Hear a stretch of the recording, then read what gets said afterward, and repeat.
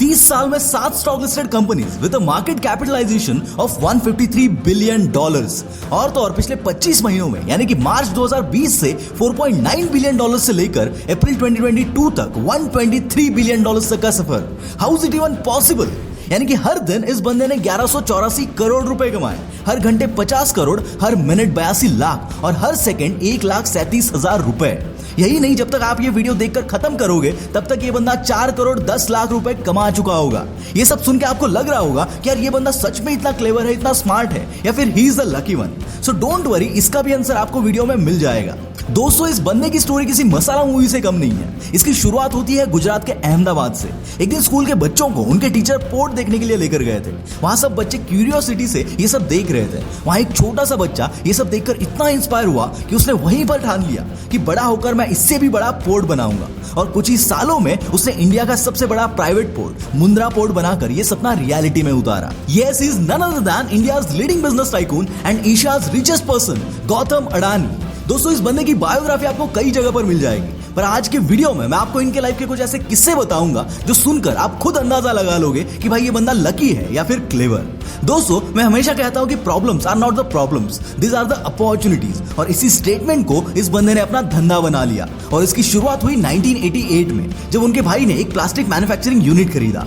Business तो अच्छा था, पर डिमांड ज्यादा होने की वजह से वो उसे पूरा नहीं कर पा रहे थे, क्योंकि उस डिमांड को कंप्लीट करने के लिए जो रॉ प्लास्टिक ग्रैन्यूल्स की रिक्वायरमेंट थी वो इंडिया में कोई भी कंपनी प्रोवाइड नहीं कर पा रही थी। तो इस बंदे ने इंटरनेशनल मार्केट एक्सप्लोर करते हुए प्लास्टिक ग्रैन्यूल्स को इंपोर्ट करना शुरू किया और अपनी रिक्वायरमेंट्स कंप्लीट करने के साथ साथ बाकी लोगों को भी सप्लाई करने लगा। इंपोर्ट एक्सपोर्ट का जैसे एक्सपीरियंस मिला वैसे ही उन्होंने अपनी पहली कंपनी अडानी एक्सपोर्ट शुरू की, जिसके अंडर उन्होंने metal, agricultural products, clothes, chemicals वगैरह की ट्रेडिंग करना शुरू किया। और तब से इस बंदे का दौर शुरू हो गया। 1995 में जब गवर्नमेंट्स ने पोर्ट्स में प्राइवेटाइजेशन लाने का सोचा, तब इस बंदे ने गुजरात का सबसे बड़ा मुंद्रा पोर्ट खरीद लिया, जो कि लगभग 8,000 हेक्टेयर में फैला हुआ है। इसकी कंस्ट्रक्शन कॉस्ट 50,000 करोड़ रुपए है। इस पोर्ट की जमीन इन्होंने 10 पैसा पर स्क्वायर फीट के भाव से खरीदी थी, जो कि ऑब्वियसली किसी पॉलिटिकल सपोर्ट के बिना पॉसिबल नहीं था। मतलब अडानी पहले से ही पॉलिटिकल सपोर्ट पे भरोसा करते थे। मैंने शुरुआत में ही कहा था कि प्रॉब्लम्स मींस अपॉर्चुनिटी। वो इसीलिए कि जब प्लास्टिक ग्रैन्यूल्स की सप्लाई में प्रॉब्लम आई तो इस बंदे ने अडानी एक्सपोर्ट बनाई, जो कि आगे चल के अडानी एंटरप्राइज बनी। जब माल सप्लाई करने में टाइम लगने लगा तो 300 किलोमीटर की प्राइवेट रेलवे लाइन बना दी। जब उनको फ्रीक्वेंटली ट्रैवल करना पड़ा तो उन्होंने 3 प्लेन्स खरीद लिए, जो फ्री टाइम में पॉलिटिशियंस और बिजनेसमैन को रेंट पर भी देने लगे।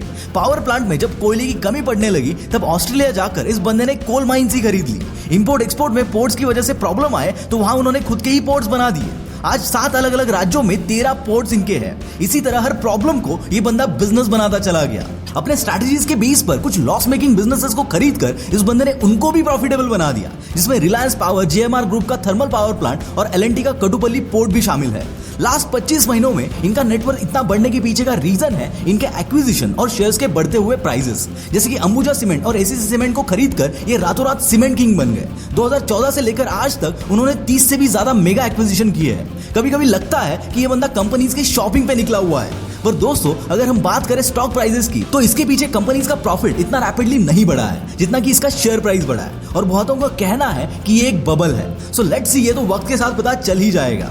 दोस्तों, ऐसे बिजनेस पर्सनालिटीज के और बिजनेसेस की जर्नी से हम बहुत कुछ सीख सकते हैं। उनके एक्सपीरियंस से हम खुद को काबिल बना सकते हैं। अब इसके लिए उनसे तो डायरेक्टली नहीं मिल पाएंगे, पर इनकी बायोग्राफी से इन लोगों के कैरेक्टर को, इनके माइंडसेट को जरूर समझ सकते हैं। इसके लिए आप हीरो कंपनी की स्टोरी पढ़ सकते हो, जेआरडी टाटा जैसे मल्टी टैलेंटेड लेजेंड्स की भी स्टोरी पढ़ सकते हो। और अगर आप पढ़ना नहीं चाहते तो भी आपको इन सारी स्टोरीज की ऑडियो बुक मिल जाएगी कुको एफएम पर। यहाँ पर आप और भी कई सारी ऑडियो बुक सुन सकते हैं। इसके पूरे 1 साल का सब्सक्रिप्शन कॉस्ट आपके संडे के उस पिज्जा से भी कम है। और अभी 23 मई से 31 मई तक एक्सक्लूसिव लिमिटेड पीरियड ऑफर चल रहा है। यहाँ अगर आप सुनो 50 इस कूपन कोड को यूज करते हो तो आपको 50% ऑफ मिलेगा। तो यार देर किस बात की, लिंक डिस्क्रिप्शन में है, जाओ और चेक करो।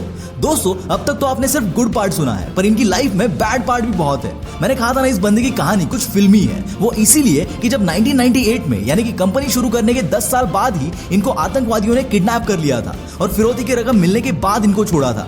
2008 में जब मुंबई ताज अटैक हुआ था तब ये वहां डिनर के लिए गए हुए थे और पूरी रात होटल में ही अटके थे।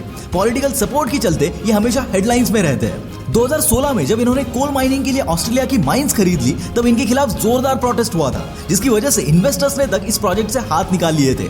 इसके बावजूद इस बंदे ने सब चीजें मैनेज की और आज ये आराम से ऑस्ट्रेलिया में कोल माइनिंग करके इंडिया इंपोर्ट कर रहे हैं। दोस्तों इस बंदे की स्टोरी में इसका लक तो है, लेकिन 1% से ज्यादा नहीं, क्योंकि इस बंदे का एटीट्यूड ऐसा है कि कोई भी प्रॉब्लम इनके सामने ज्यादा देर तक टिक ही नहीं पाती, क्योंकि उसी प्रॉब्लम को ये बंदा बिजनेस बना लेता है। आपको क्या लगता है, ही इज लकी और क्लेवर? कमेंट में आपका ओपिनियन जरूर बताना। This is Mangesh from the will power star signing off for the day. Bye bye.